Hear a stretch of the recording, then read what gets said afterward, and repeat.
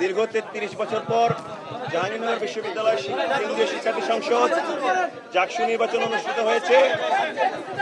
আপনারা দেখতে পেয়েছেন গত ১১ সেপ্টেম্বর সারাদিন জাহাঙ্গীরনগর বিশ্ববিদ্যালয়ের শিক্ষার্থীরা দীর্ঘ ৩৩ বছরের যে অবসান এবং গণ অভ্যুত্থানের পরের প্রায় ১ বছরের পরের যে আকাঙ্ক্ষা, সে আকাঙ্ক্ষা থেকে সারাদিন ভোট প্রদান করেছেন।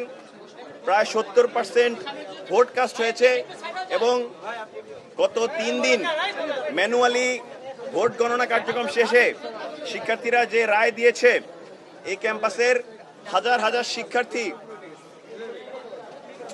২৫ জন যে কেন্দ্রীয় সংসদে মনোনীত ২৫ জন, সেই ২৫ জন প্রার্থীর মধ্যে সাধারণ সম্পাদক সহ সমন্বিত শিক্ষার্থী জোট, যেটি ইসলামী ছাত্র শিবির জাহাঙ্গীরনগর বিশ্ববিদ্যালয় সমর্থিত প্যানেল, সেই প্যানেলের ২০ জনকে হাজার হাজার ভোট দিয়ে এই ক্যাম্পাসে তাদের প্রতিনিধিত্ব করার জন্য নির্বাচিত করেছে। আলহামদুলিল্লাহ। আমরা মনে করি তাদের এই ভোট প্রদানের দ্বারা আমাদেরকে নির্বাচিত করা, এটি আমাদের কোনো উৎফুল্ল হওয়া, আমাদের ব্যক্তিগত ভোগবাদী মানসিকতার বহিঃপ্রকাশ ঘটানোর কোনো জায়গা নয়। আমরা মনে করি এই শিক্ষার্থীরা আমাদেরকে এই ক্যাম্পাসে তাদের প্রতিনিধিত্ব করা, তাদের অধিকার আদায়ের জন্য সংগ্রাম করার জন্য আমানত প্রদান করেছে।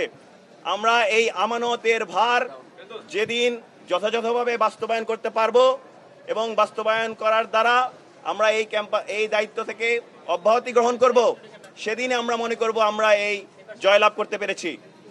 আমরা আশা রাখছি বিশ্ববিদ্যালয়ের শিক্ষার্থীরা আমাদেরকে সহযোগিতা করবে। আমরাও এই ক্যাম্পাসের যে স্বকীয়তা রয়েছে, এই ক্যাম্পাসের যেই সাংস্কৃতিক বৈচিত্র্যতা রয়েছে, এই ক্যাম্পাসের পরিবেশের যেই সৌন্দর্য রয়েছে এবং দল মত নির্বিশেষে সবার প্রতি যথেষ্ট শ্রদ্ধাশীল হয়ে, সবার ব্যক্তি স্বাধীনতাকে শ্রদ্ধাশীল হয়ে আমরা আমাদের শিক্ষার্থী বান্ধব কার্যক্রম পরিচালনা করব।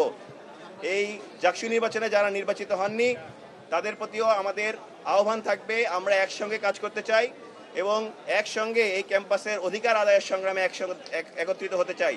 আমরা এই আশাবাদ ব্যক্ত করে আপনাদেরকে অসংখ্য ধন্যবাদ জানাচ্ছি। জি, অসংখ্য ধন্যবাদ।